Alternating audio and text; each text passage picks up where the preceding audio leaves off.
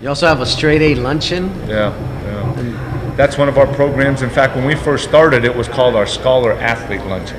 And we would have 18 kids in there. We do 9 male, 9 female, but every one of them was like a 4.4, 100 hours of community service.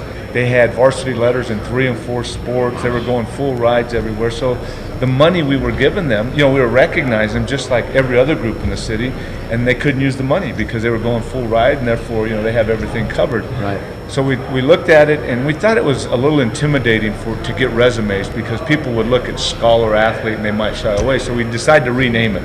We rename it Straight A, and to me that's still intimidating academically, but what we've done through the Straight A rebranding is that we're encompassing all A's. It's still academics, athletics, attitude, achievement, but then one of the main criteria is overcoming adversity.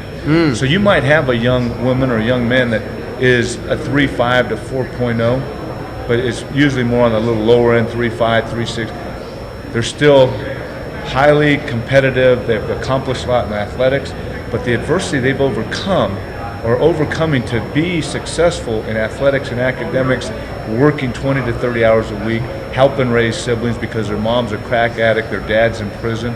Those are the things we look at. Sure. And the stories this first year, our staff finally got the okay, and we okayed to have each one of those 18 stories printed in a booklet, and we had it sitting. We have about 130 at our luncheon.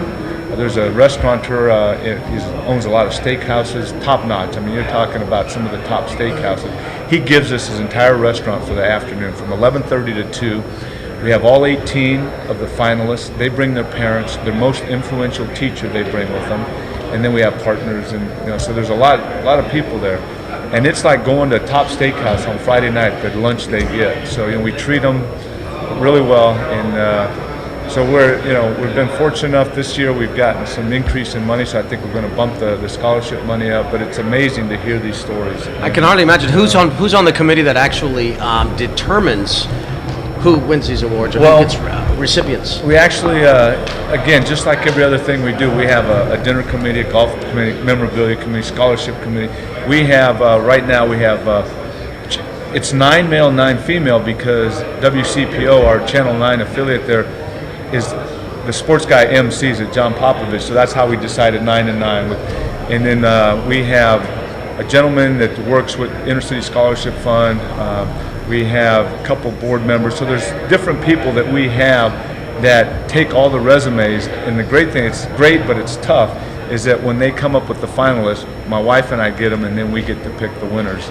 And that's just one of our scholarship programs. We have another scholarship that we do in the summer when we have our big event, and that's a $20,000 scholarship for college. And again, we have our scholarship committee who takes it and narrows it down, and then my wife and I get to pick the winners. And a couple of years ago we used to do 2, and the 4 finalists we got, I think it was 2 or 3 years ago. I read through all the resumes and looked at it, and I looked at my wife and I said, how can we pick 2 of these 4?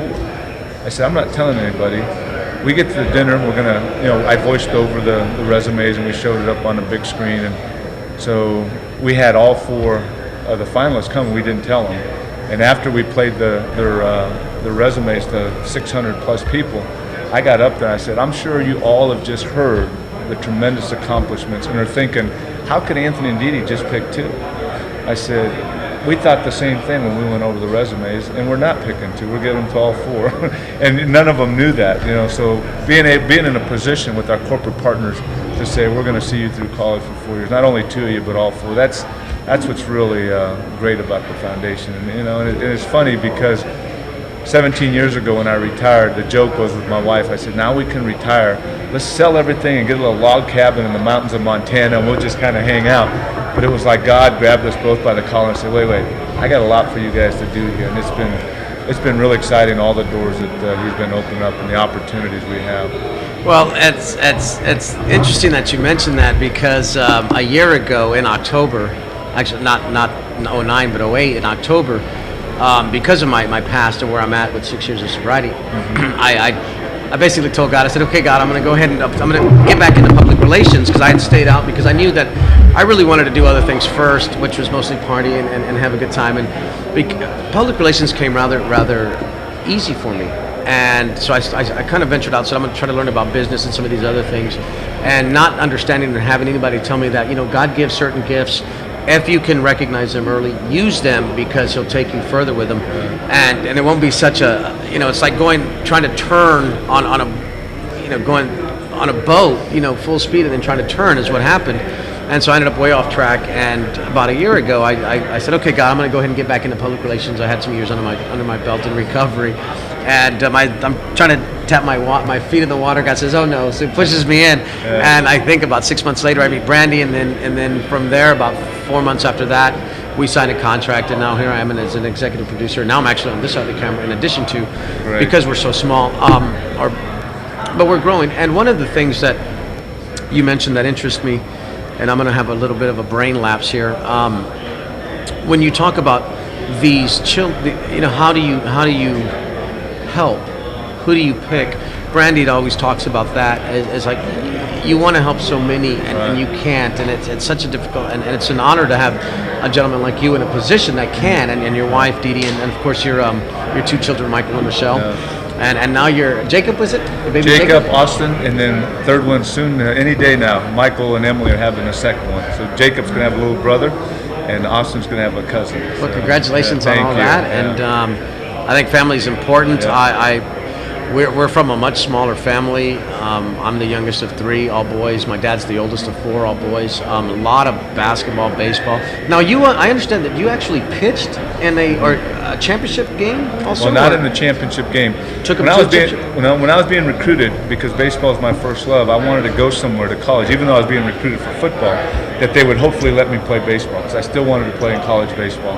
And USC had a track record of letting guys play both if they were good enough to play. And I said, well, I don't know if I'm good enough, but I'll give it a shot. So I went to USC, but because of the injuries, I only played one healthy football season. And that year, I played baseball. They allowed me to play baseball, and it just worked out to where that year, Rod Dato, who was kind of the John Wooden of college baseball, actually that 1978 was his 10th national championship as a baseball coach at USC, and I was on that team. Again, it was my first year, and I'd missed my freshman year, so I was just working back in. Pitched about 11 innings that year. I mean, we had 4 stud pitchers. I mean, we were, all those 4 starters were double-digit winners and stuff. So I was kind of, and just getting back into it. And I did win one game here in the great state of Texas. We made a spring trip through University of Houston, A&M, and then in Austin. We were in Austin and got to play. I think it was Eastern Michigan as they were leaving. We played one game against them, and our starting pitcher took a line drive, so I got to pitch and got to win that game. So that was my only win, but I got to experience playing 1 year of college ball. So that was fun. I would have loved to play more, but of course I was rehabbing most of the time. So yeah, I did get to play on a national championship team.